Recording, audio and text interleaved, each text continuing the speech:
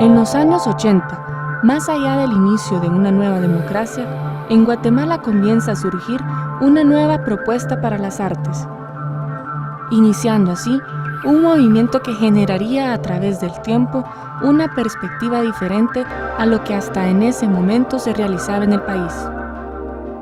Sin embargo, dada la metamorfosis que iniciaron, actualmente existen pocos documentos que manifiestan la importancia de Galería Imaginaria.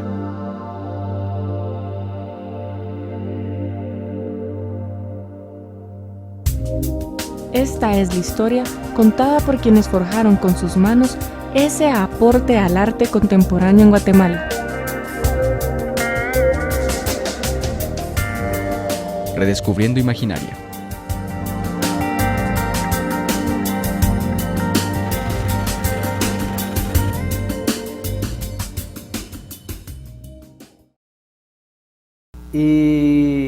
Y este tema es un tema de varias versiones, digamos, ¿verdad? Es decir, si investigas un poco en lo poco que se ha escrito de Imaginaria, realmente porque se ha escrito muy poco. Víctor Martínez y soy director de la Galería Sol del Río Arte Contemporánea.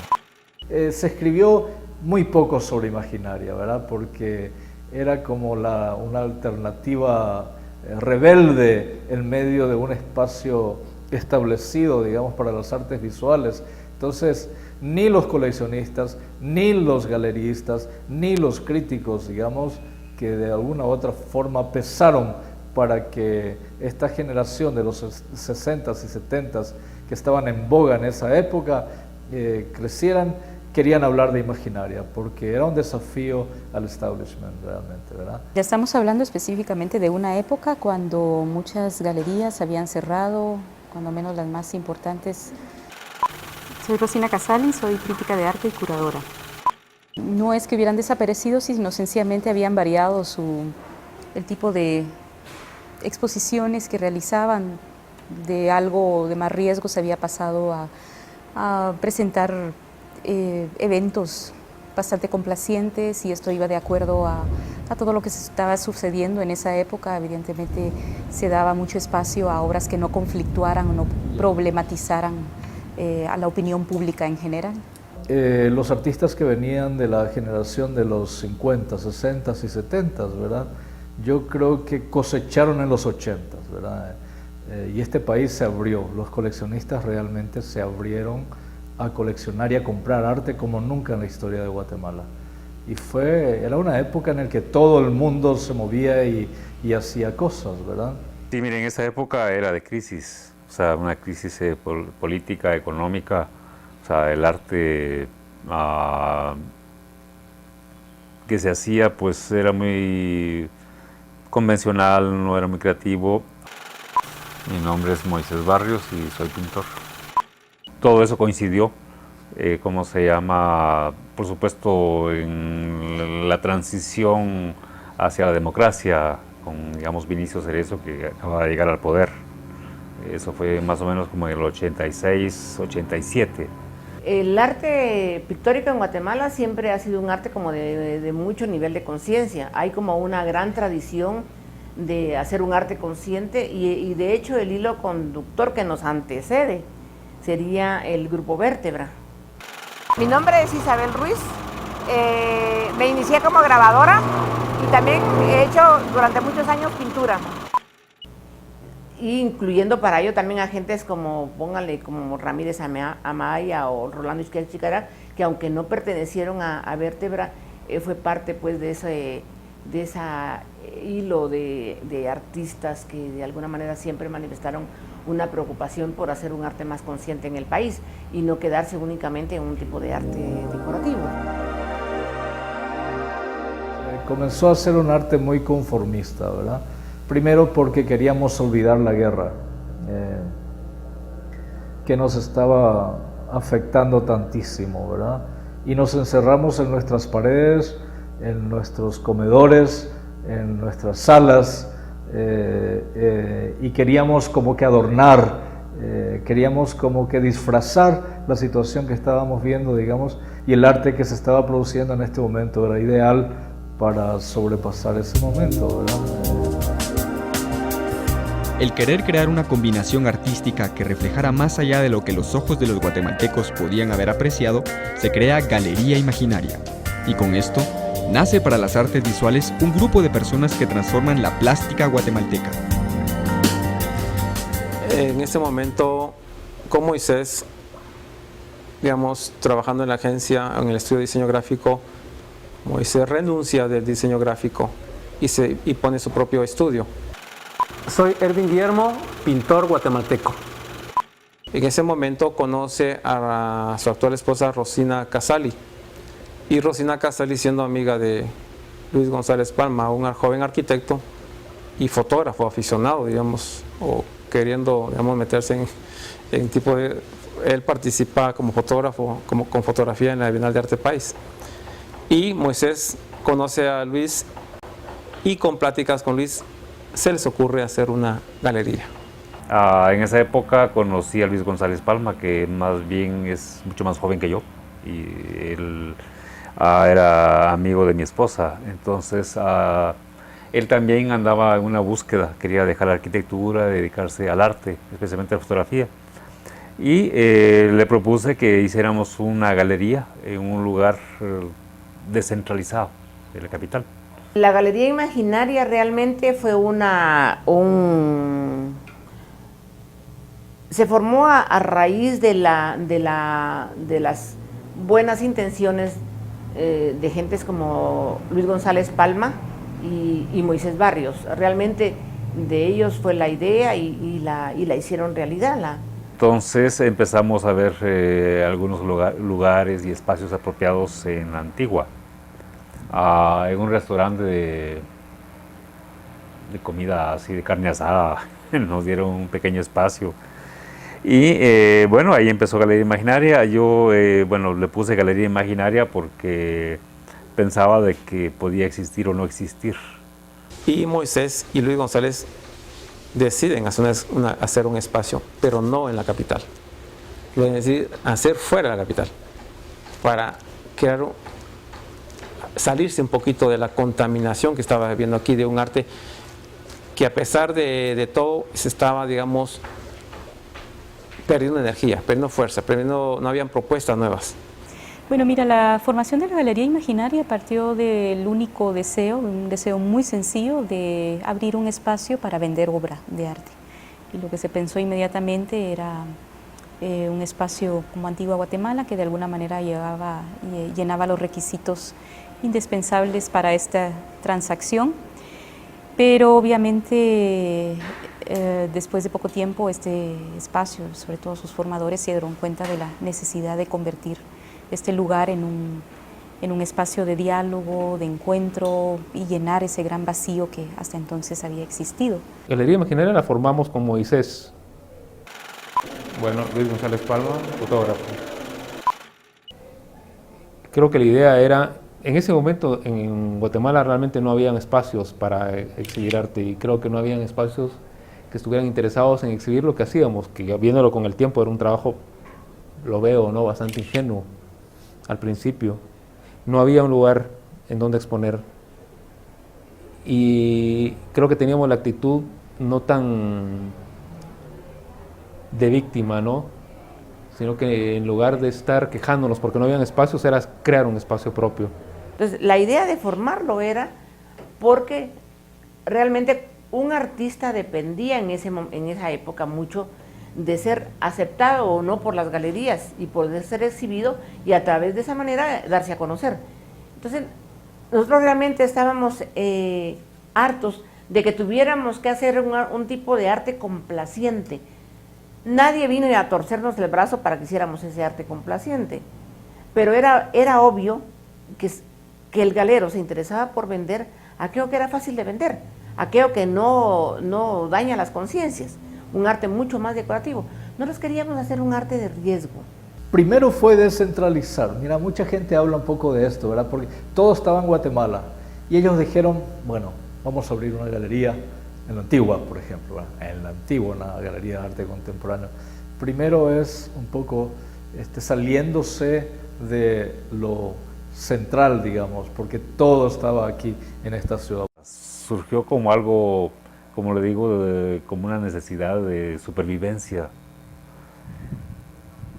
Pero luego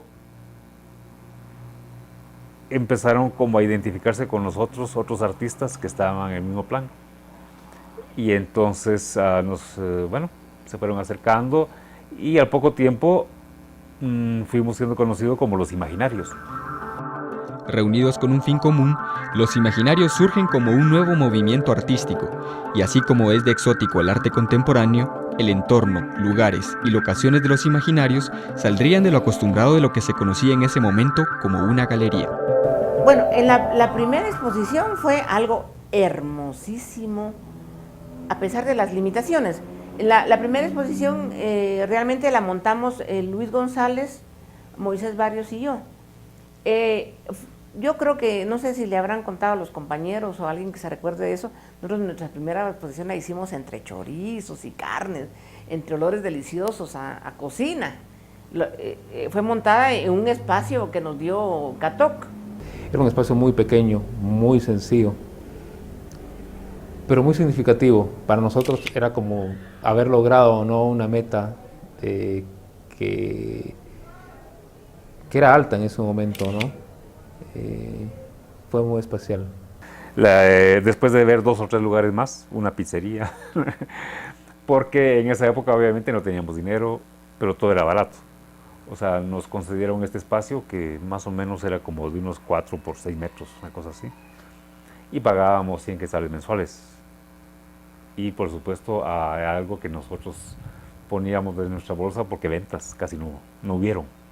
O sea, al final de nuestro proyecto inicial, que era hacer, digamos, una galería para vender nuestras obras, no funcionó. Yo recuerdo realmente con mucha alegría ese momento, pero había que seguir creciendo, había que ser ambicioso. Ya después se localizó un local que está, si no mal recuerdo, creo que está como a una cuadra de Sirma, en Antigua. Después se montó ahí, aún ese local seguía siendo pequeño. Pero así todo fuimos haciendo las muestras, y cuando ya se trasladó Galería Imaginaria al edificio del siglo XVI, que son las ruinas del convento de Santa Clara, ahí sí contamos con un espacio mayor. La presentación a nivel de estética era también mucho más hermosa, porque ahí sí estábamos ante un edificio del siglo XVI y nosotros colocando ahí arte contemporáneo como que hacía bien una imagen y un conjunto hermoso, pues contrarrestar esa lucha por la expresión de ese momento con un siglo que se exhibía en toda su magnificencia, pues hermosísimo. Bueno, esa primera etapa estaba conformado por Luis González Palma y Moisés Barrios. Inmediatamente después se unieron Isabel Ruiz, Erwin Guillermo, Pablo Swayze, junto con un poco con Daniel Schauch. Y luego hubo artistas que estuvieron como poco, no en el margen, pero sí, digamos, atentos, y se integraban a las exposiciones y estaban muy acordes, digamos, a lo que estaba generando este grupo. Indudablemente, tome usted en cuenta que yo era la única mujer en el grupo. Yo sentía la presión de ellos como varones, la sentía fuerte, pero como yo estoy acostumbrada a manejarme con hombres. De hecho, tuve 4 hermanos hombres, crecí con ellos, pues. Y entonces yo creo que eso me mantuvo porque cuando yo no estoy de acuerdo con algo, lo digo y no me importa que pase. Digamos que Moisés fue como el líder de Imaginaria. O sea, el hombre que proponía, el hombre que pensaba, el hombre que tomaba decisiones, el hombre que consultaba, pero siempre con mucho criterio. Y los demás, digamos, yo digo, los demás éramos Isabel, con toda la energía que tiene Isabel, con la energía que tengo yo, pero éramos realmente como artistas muy dentro de la órbita de Moisés. Una figura muy importante que surgió pues, de repente fue Pablo Swayze, que vivía en Antigua. Él es mexicano, de padres americanos. y era de los pocos que tenía una formación artística y todo lo discutía.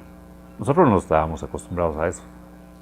Bueno, Pablo Swayze es en este momento el artista más formado como artista. Mi nombre es Miguel Flores y soy profesor universitario. O sea, él tenía una formación de una universidad estadounidense y viene acá y tenía toda la dinámica que brinda la academia en el mundo del arte. O sea, no estábamos acostumbrados a justificar por qué tal color, por qué tal elemento, por qué la ausencia de tal cosa. O sea, Pablo tenía conciencia de todo. Y él nos obligó como a que nosotros tomáramos esa misma conciencia y definiéramos más nuestro trabajo. Yo llegué casi 6 meses más o menos en el momento que empieza, ¿no? 6 meses antes de que empezara la Galería Imaginaria. Mi nombre es Pablo Swayze y soy escultor. Venía yo de estudiar en Estados Unidos, llevaba 1 año de haberme graduado y estaba viviendo en Houston y luego me vine a Guatemala con la intención de dedicarme a ser escultor, ¿no? Y como los 6 meses de estar aquí fue cuando conocí a los Imaginarios, ¿no? Yo venía de un ambiente donde el saber defender la obra y ser crítico era como parte importante de la obra. Entonces, por lo menos en el ambiente universitario, a cada 2 semanas presentaba uno una obra y luego tenía uno que defenderla. Entonces, pero en el ambiente guatemalteco yo creo que había muy poca confrontación en términos de crítica, ¿no? La crítica se tomaba muy personalmente. Entonces, cuando nos juntábamos, yo estaba acostumbrado al hecho de que me iba a cuestionar la obra de los demás o que me iban a cuestionar a mí, y yo creo que esa fue parte importante del proceso, ¿no? Pablo Swayze, que fue un elemento muy, pero muy valioso y fundamental. Pablo venía con una formación de la Universidad de Austin. Era una persona, ya venía con un buen nivel intelectual, muy exigente, muy crítico. Él como tal también un gran creador. Yo diría que al creador habría que agregarle de inventor. Él es capaz de hacer cualquier cosa, tanto que una vez, no sé, le pusimos un mote que viene de algo, pero no recuerdo qué es, que le pusimos que él era Dios. Entonces cuando yo a veces lo veía llegar a la galería y yo le decía, al fin se ha alegrado el día, porque hoy puedo decir que vi a Dios. Esa fue una payasada. Les conté una anécdota que me había pasado en la universidad, donde había yo leído un libro de Saul Bellow, y él decía, yo iba con mis amigos, no 2 amigos desde la infancia, pero estábamos en la universidad, y les dije, acabo de leer un dicho de Saul Bellow que dice, si buscas a Dios, ya lo encontraste. O sea, es en la búsqueda que ya lo encontraste. Y entonces ellos no se dieron cuenta de lo que había dicho y lo interpretaron como que habían dicho yo, si están buscando a Dios, aquí estoy, ¿no? Y entonces, pero no dijeron nada mucho tiempo. Y entonces fue luego que me di cuenta que mal habían interpretado lo que había dicho, ¿no? Entonces le conté a Isabel el cuento y yo creo que por eso se burla de mí. La creatividad de los Imaginarios y el asombro del público ante sus obras no solo quedó en Guatemala. La nueva etapa de exponer nuestro arte en el exterior del país les abrió las puertas al mundo y, ante todo, la importancia de ser reconocidos como artistas de renombre a partir de ese momento. Pues mira, yo en esa época estaba de aprendiz. Yo siento que para mí fue una etapa formativa en la que me acerqué a artistas de gran trayectoria, pero también otros que estaban de la misma manera que yo estaba en esa época de formación. Y entonces eso fue básicamente la oportunidad de aprendizaje, del diálogo, un diálogo muy intenso, de hablar sobre lo que estaba sucediendo en el panorama local, tanto como internacional. Y fue un espacio con la posibilidad de crecer en cuanto se formaban artistas, pero también en mi caso se estaba definiendo, digamos, un interés por la crítica de arte y sobre todo sobre la curaduría. Nosotros éramos como artistas directores, digamos. La palabra curaduría nos conocía en esa época, pero al poco tiempo el concepto, bueno, lo asimilamos y empezamos a aplicarlo. O sea, a veces era Luis o a veces era yo. O sea, que hacíamos contactos en el exterior, porque llegó un momento en que ya no teníamos, digamos, más artistas que exponer localmente. Y para no perder la calidad, entonces, bueno, yo viajaba mucho a El Salvador y ahí invité a Muriel Hasbún, una artista, una fotógrafa salvadoreña, y luego fui a México, invité a Mario Torres Peña y así se fue como, sin darnos cuenta, internacionalizando. De las primeras exposiciones que hicimos, en la primera participó Luis González, yo y a Isabel. En la siguiente participó Guillermo, a mi hermano César, y así sucesivamente hacíamos colectivas, hasta que empezamos a hacer personales. Y un dato, digamos, un detalle muy importante es que nosotros desde un principio le dimos importancia a la fotografía como un medio serio, o sea, no secundario dentro, digamos, el mercado artístico. Había una urgencia de generar como una discusión sobre un lenguaje más contemporáneo, digamos, ¿verdad? Es decir, o basada en nuevos lenguajes, en una nueva narrativa, en una nueva forma de hacer arte, digamos. Yo diría que Moisés es uno de los padres del diseño gráfico en Guatemala, además de su gran beta como artista plástico. Obviamente empecé a hacer una obra más interesante desde el punto de vista, digamos, como de tomar al ser humano como al guatemalteco corriente, como referencia. O sea, el guatemalteco que es capaz de ternura o de violencia. Y entonces centré, digamos, toda mi atención específicamente en hacer una especie de retrato del pueblo. Para mí lo más importante fue la primera exposición, yo creo, y fue una donde trabajé exclusivamente en cemento como base, ¿no? Había piedras talladas dentro de eso, pero era una obra muy...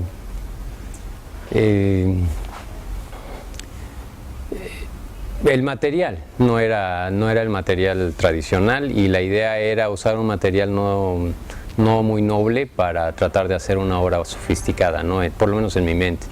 Y la obra tendía a ser como confrontativa, ¿no? Tanto muy sutilmente, pero políticamente y de confrontación en relación a lo que se había visto, ¿no? Era obra algo agresiva, pero seguía siendo tradicional, eran objetos. O sea, por un lado yo pensaba que eran muy arriesgadas, pero por otro lado seguían siendo hasta cierto punto formales, ¿no? Galería Imaginaria realizó obra de un expresionismo. Digamos, comienzo con una obra impresionista. Digamos, después comienzo con la propuesta de México a hacer un arte que ya había realizado anteriormente y muestro un arte expresionista un tanto surrealista también.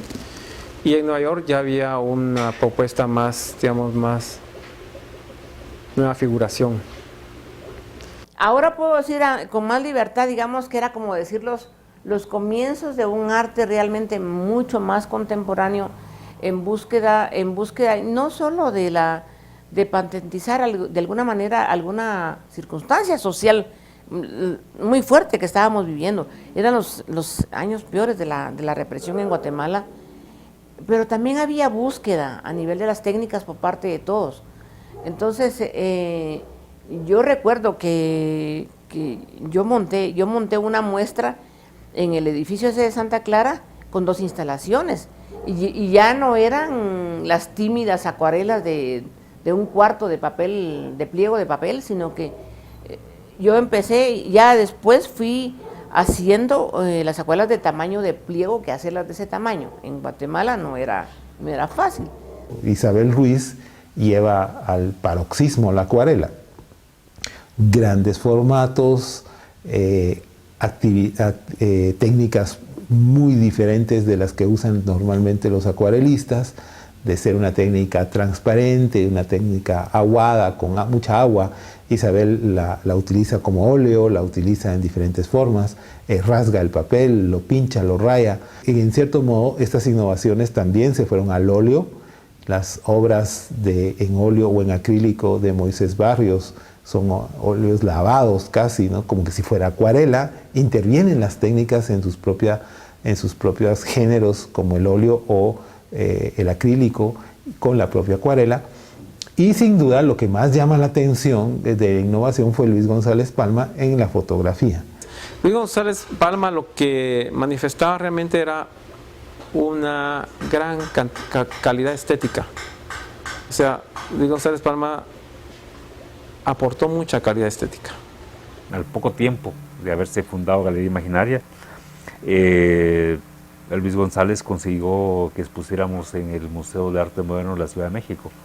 Éramos tal vez guatemaltecos que exponíamos después de Mérida en el Museo de Arte Moderno de México, porque después de Imaginaria, en esa exposición que hicieron en Arte Moderno de México, ya no se podía exponer directamente en el museo, sino en un anexo que quedó después para exposiciones de artistas, ¿no?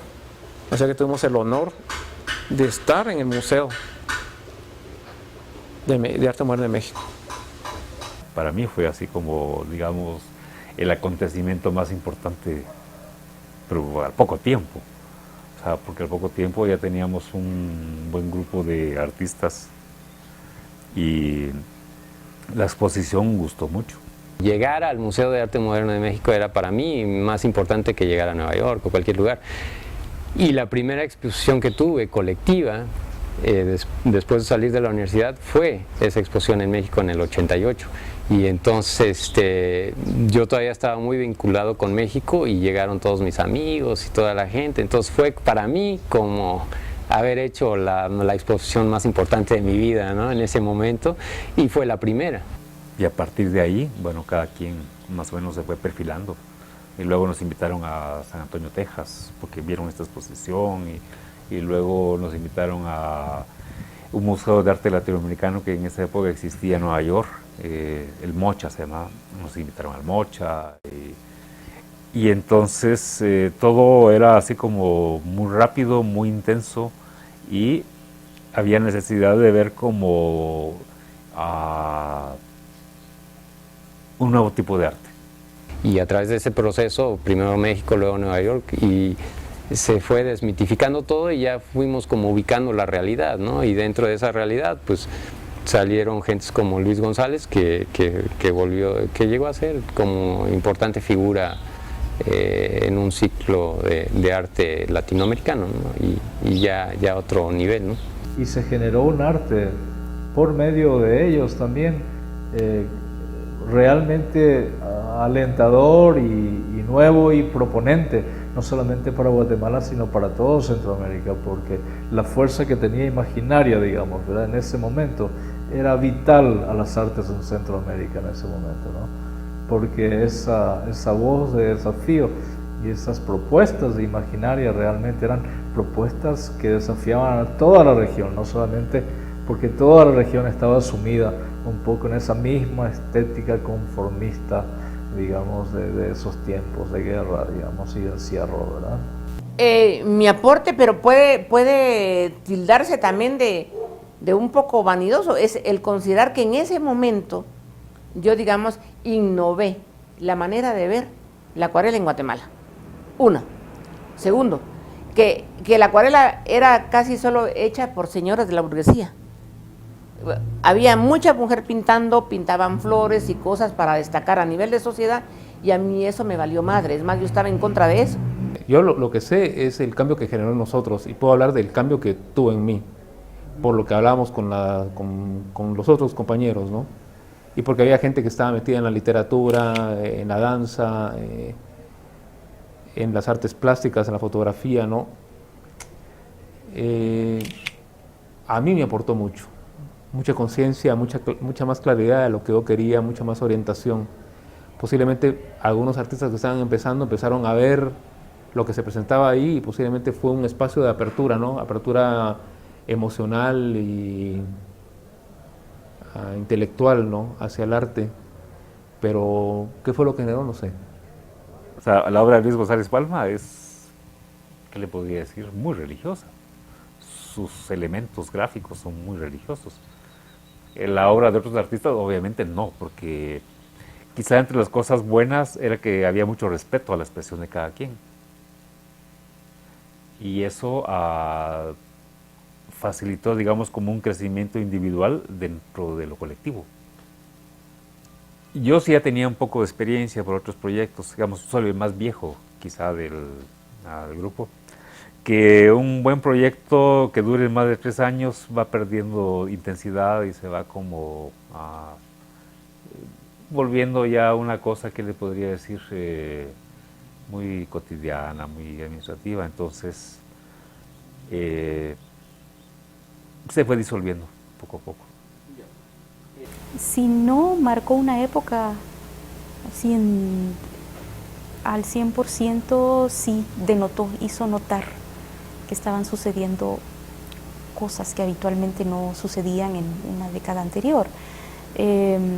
Sobre todo me estoy refiriendo a esa relación que se tuvo con el término de lo contemporáneo, es decir, artistas que ya estaban, empezaron a estar conscientes de que el arte fuera de este país se estaba constituyendo a partir de conceptos totalmente distintos.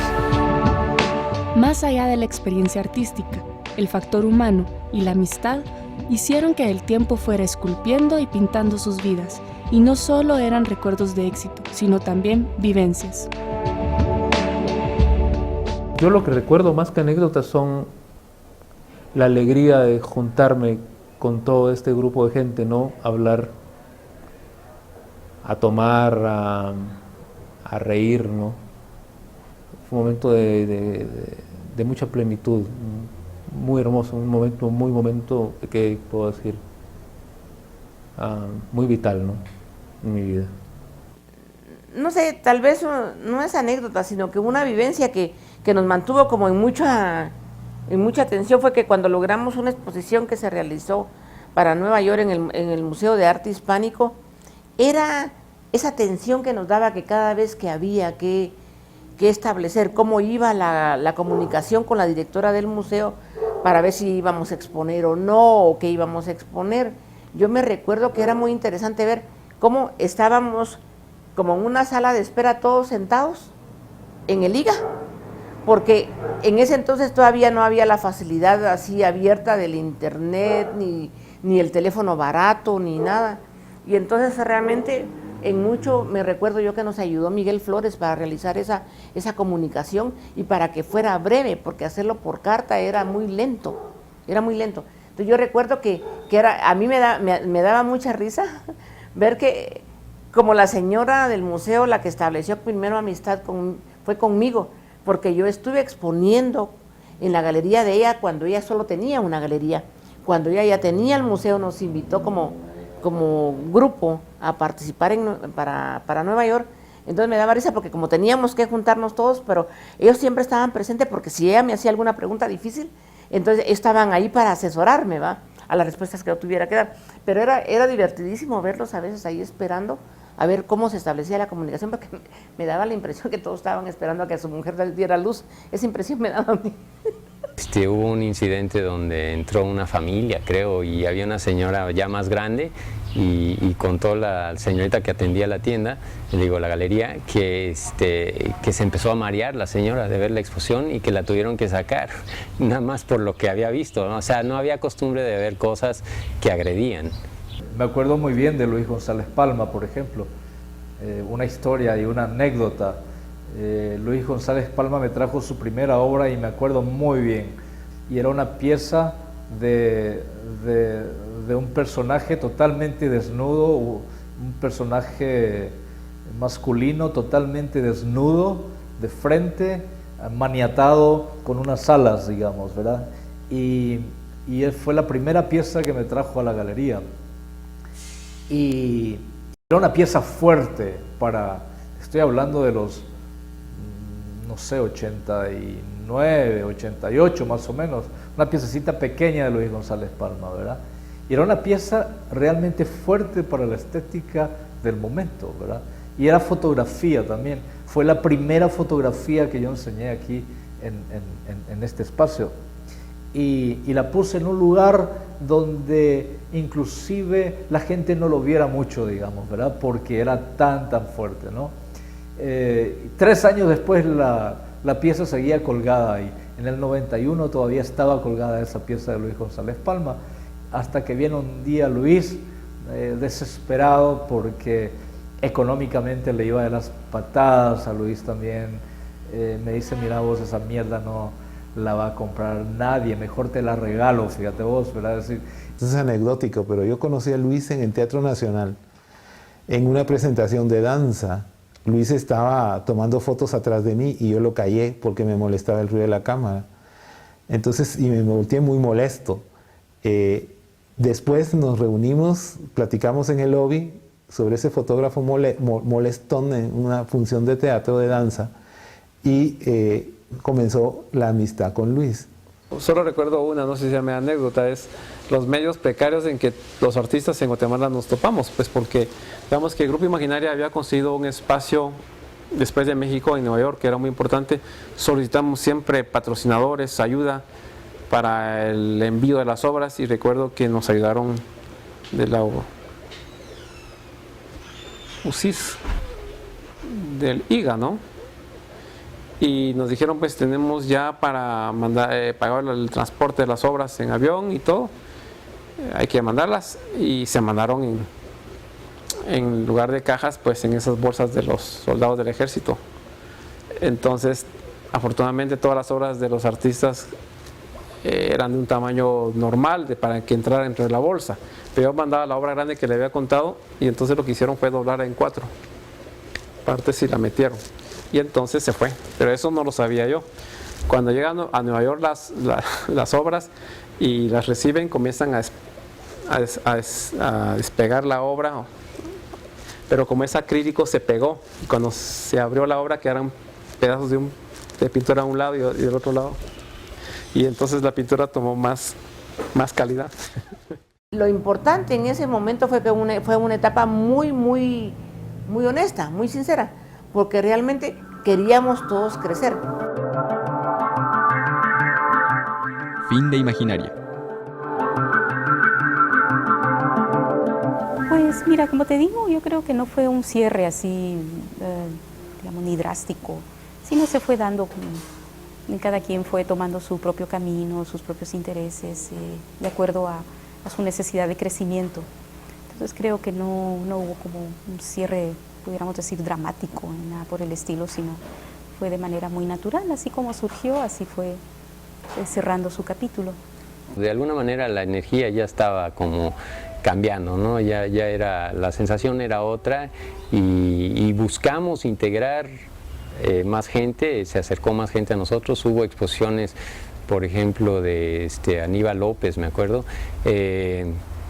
pero ya era otro feeling, ¿no? El de la galería, y poco a poco como que se difundió, y de ahí como al año con Ligia Peláez hicimos otra galería nosotros donde todavía participábamos, y participaban, por ejemplo, Luis participó y no me acuerdo quién más, pero ya no era lo mismo, ¿no? Yo creo que es un proceso natural, lógico y también necesario, ¿no? Cada quien ya de un momento tenía como puntos fijos a dónde querer seguir y cómo compenetrarse con el trabajo personal, ¿no? No te daba tiempo para hacer eso, para trabajar, para vivir y para Galería Imaginaria, por ejemplo. Entonces se fue, ya no había, tampoco había la misma intensidad que al principio, ¿no? Era como, bueno, se hizo esto, ahora, bueno, que otras personas continúen con otras cosas, ¿no?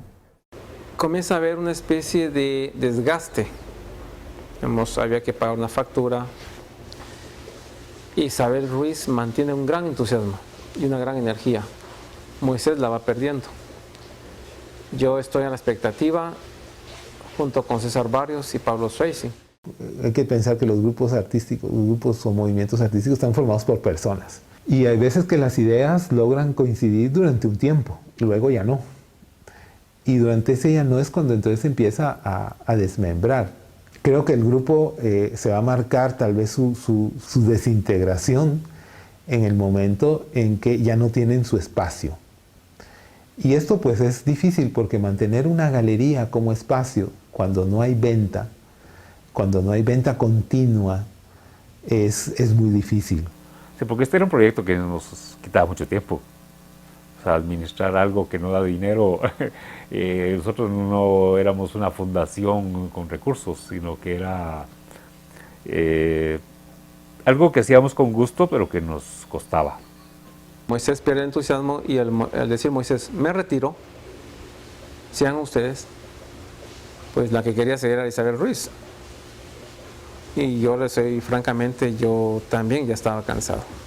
En el caso de la galería, pudimos exponer sin complejos en cualquier parte del mundo. O sea, estamos en revistas importantes, somos mencionados obligados cuando se habla del arte mesoamericano, centroamericano. De alguna manera, si se menciona Guatemala, se asocia y sí se reconoce como que el aporte que dio Galería Imaginaria fue la apertura para Guatemala al arte contemporáneo.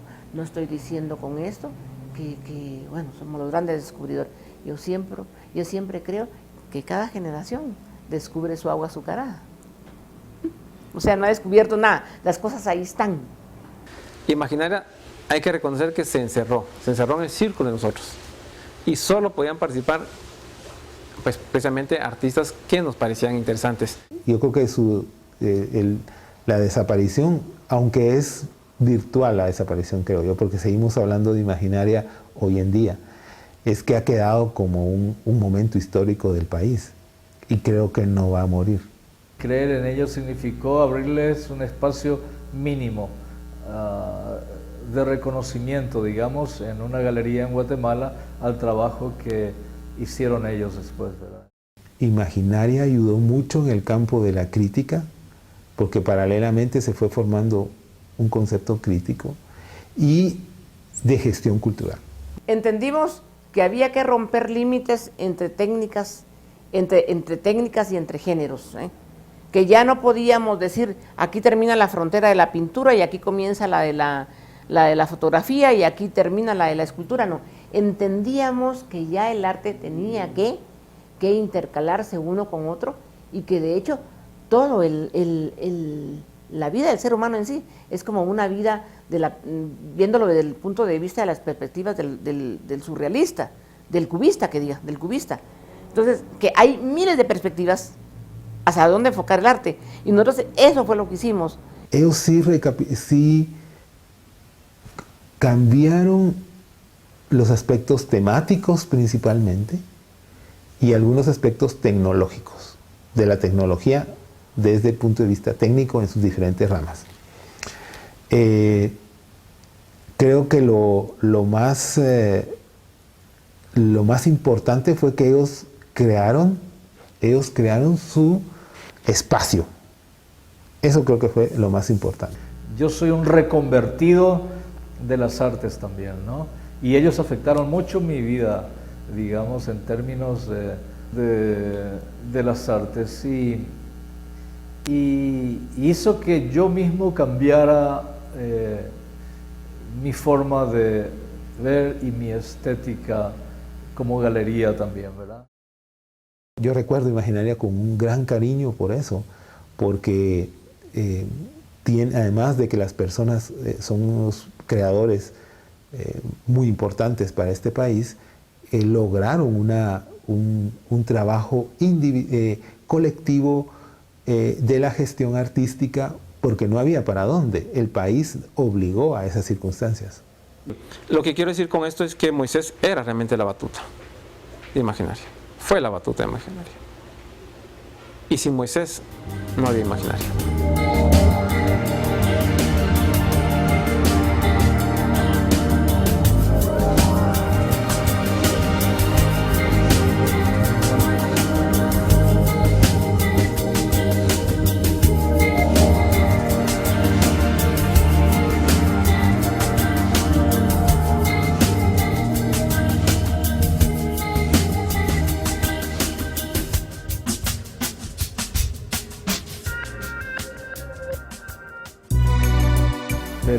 siguen siendo parte de esa columna vertebral. Imaginaria, no se ha hablado mucho de Imaginaria, lastimosamente, ¿no? Y habría que redescubrir Imaginaria, ¿no? No es solo con la galería, es con toda la historia en general del país. Yo diría que las cosas se van retomando después, los mismos jóvenes a veces para indagar desde dónde vienen, hacia dónde van, empiezan a hurgar en la historia y son los que se encargan, así como usted lo está haciendo ahorita, de hilvanar esa historia.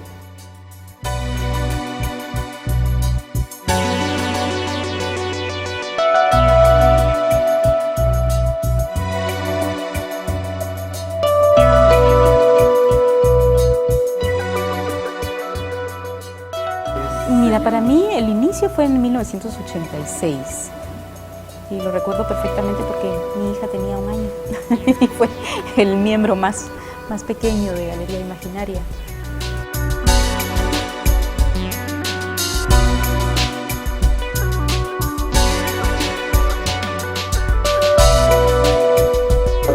Y eso es bonito porque va viendo un diálogo más coherente. Porque así pasó con Danny Sheffer. A mí me impresionó lo que cada quien decía, pues, porque yo hablé como 2 horas y lo que estoy hablando ahí, pero 1 segundo.